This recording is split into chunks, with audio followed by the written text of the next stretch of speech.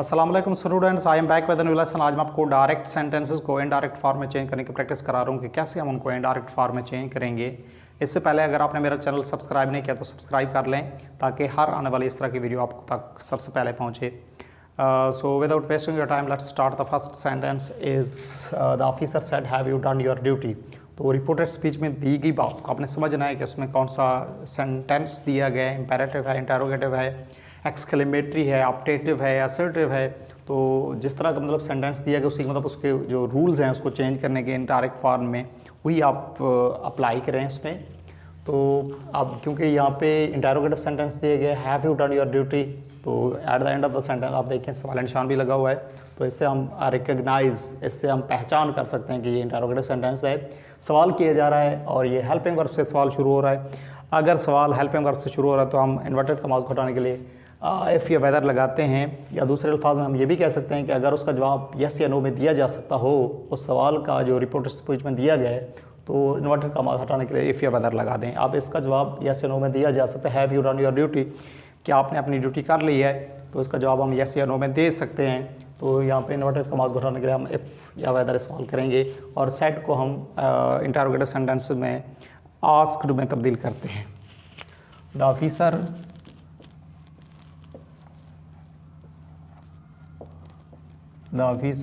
Asked if, मैं यहाँ पे लगा रहा हूँ इन्वर्टेड कॉमास को उठाने के लिए। उसके बाद हम सेंटेंस को सीधा करके लिखते हैं, मतलब इस तरह आप समझें कि you have done your duty, तो उस तरह हम आसानी के साथ उसको चेंज करेंगे, आसानी के साथ उसको हम अगले टेंस में भी चेंज कर पाएंगे सही तरीके से। और दूसरा यही कि हम उसको जो प्रोनाउन दिए गए उनको भी हम आसानी के साथ चेंज कर पाएंगे। यू हैव, अब यू यहाँ पे सेकंड पर्सन है, अब सेकंड पर्सन को हम रिपोर्टिंग वर्ब के ऑब्जेक्ट के मुताबिक चेंज करते हैं। यहाँ पे ऑब्जेक्ट नहीं दिया गया, ऑफिसर सेड टू बी, आपने सपोज करना है कि the officer said to be, तो यहाँ पे यू पहली हालत में है तो मी की हम पहली हालत लिखेंगे आई। मैंने आपको पहले बताया कि you have done your duty, इस तरह आपने इसको सीधा करके लिखना है, ज़हन में रखना है, उसके बाद उसको चेंज करना है आई। अब ये क्योंकि ये प्रेजेंट परफेक्ट टेंस है उसको हम पास्ट परफेक्ट टेंस बना देंगे। आई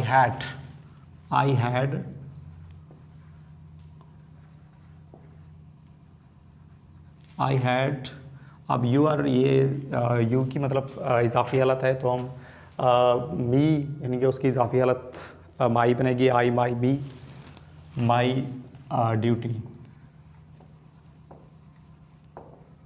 ये फुल स्टॉप हटा के हम क्वेश्चन मार्क हटा के हम फुल स्टॉप लगा देंगे। अगला सेंटेंस है he said what are you doing, तो इसमें रिपोर्ट स्पीच में दी गई बात को समझें तो ये भी इंटरोगेटिव सेंटेंस है, लेकिन यहाँ पे हम इसको देखें तो ये हेल्पिंग वर्ब से लफ्ज़ ये शुरू नहीं हो रहा है बल्कि WH वाले अल्फाज शुरू हो रहा है।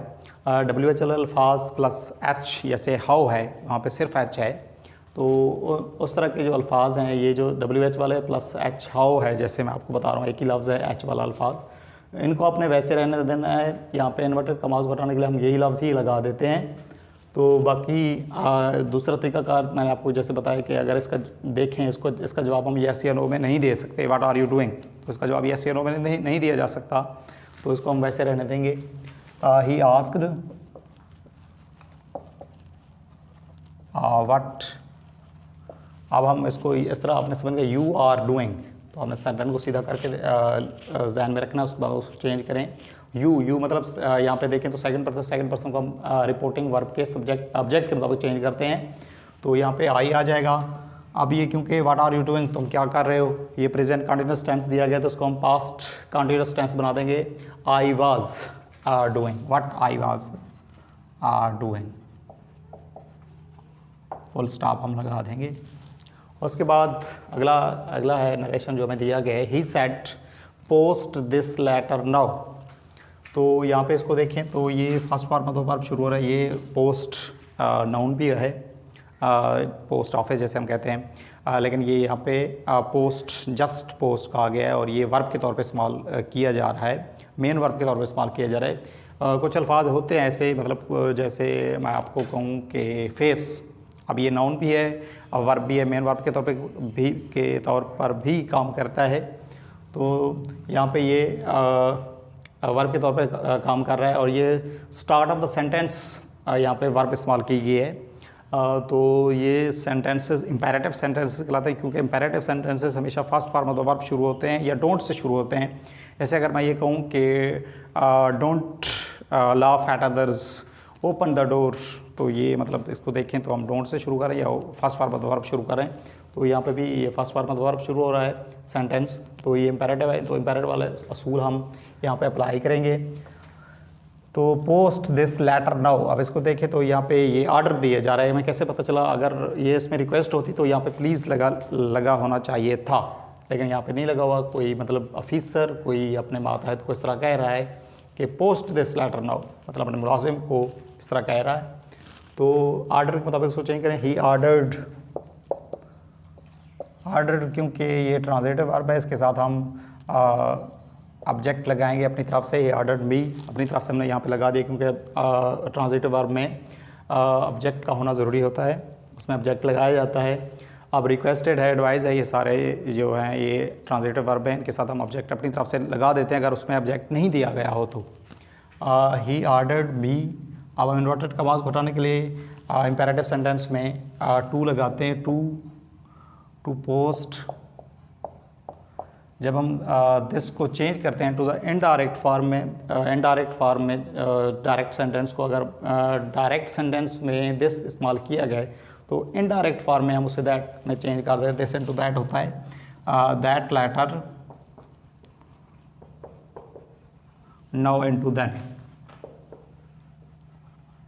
ये हम उनको चेंज करते हैं, ये अल्फाज हैं कुछ जिनको हम चेंज कर देते हैं जब हम उनको इनडायरेक्ट फॉर्म में चेंज करते हैं। He said oh I have lost my book, तो यहाँ पे अफसोस का इजहार किया जा रहा है। ये एक्सक्लेमेटरी सेंटेंसेस कहलाते हैं।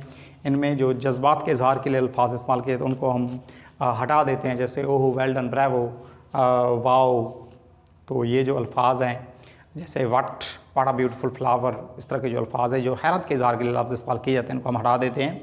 और सैड को अकॉर्डिंग टू द सिचुएशन, अगर हम अफसोस का इजहार कर रहे हैं तो सैड को हम एक्सक्लेम्ड विद सारो, अगर हम खुशी का इजहार करें एक्सक्लेम्ड विद जॉय, अगर हम हैरत का इजहार करें तो एक्सक्लेम्ड विद वंडर में चेंज कर देते हैं सैड को। ही एक्सक्लेम्ड,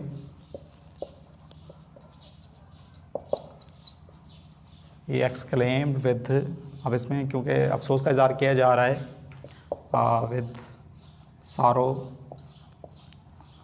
ये अल्फाज हटा देते हैं हम। इन्वर्टेड कमास को हटाने के लिए दैट इस्तेमाल कर देते हैं, दैट।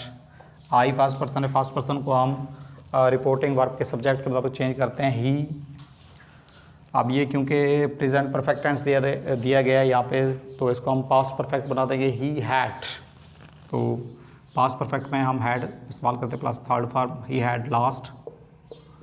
अब माई फर्स्ट पर्सन है और आई की इजाफी हालत है, तो हम रिपोर्टिंग वर्ब के सब्जेक्ट की भी इजाफी हालत लिखेंगे, हिज बुक, फुल स्टॉप हम लगा देंगे। अगला सेंटेंस है नरेशन जो हमें दिया गया, the old man said may you prosper in life. तो यहाँ पे दुआ का इजहार किया जा रहा है, दुआ की जा रही है। अगर इसमें इस तरह होता may you go to hell, go to in the hell, या मे यू लिव लॉन्ग, तो उसमें दुआ, या उसमें if I had rich, if I were rich, तो उसमें ख्वाहिश भी हो सकती है, दुआ भी हो सकती है, उसमें बद दुआ भी हो सकती है। तो इसको अकॉर्डिंग टू द सिचुएशन हम चेंज करेंगे, क्योंकि यहाँ पे दुआ का इजहार किया जा रहा है। तो इसको हम सेड को परेड में तब्दील करेंगे, द ओल्ड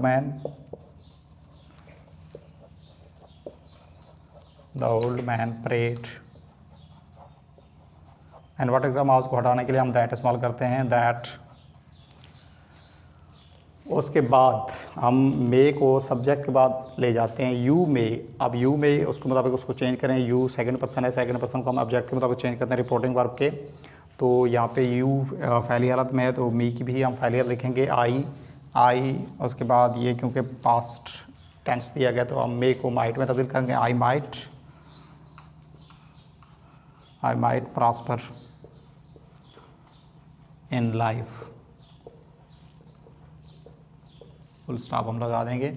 अब यहाँ पे जो एक्सक्लेमेशन मार्क इस्तेमाल किया जाता है, जो जज्बात के इजहार के लिए, जब हम खुशी का इजहार कर रहे होते हैं, मतलब यहाँ पे अगर सिचुएशन को देखें तो अगर उसने कोई अच्छा काम किया होगा किसी ने, तो उसके रिटर्न में इस तरह की बात की गई, अपने जज्बात का इजहार किया गया, आटमोस्ट फीलिंग का इजहार किया जाता है, तो हम eight the end of the sentence हम उसमें एक्सक्लेमेशन मार्क इस्तेमाल कर देते हैं। एक थोड़ी सी इजाफी मालूमात मैंने आपको दी है। तो उम्मीद है ये आपको ये जो सेंटेंस मैंने चेंज किए हैं इनडायरेक्ट फॉर्म में आपको समझ आए होंगे। अगर आपको इस वीडियो से थोड़ा सा भी फ़ायदा हुआ है तो please like this video. Thank you so much.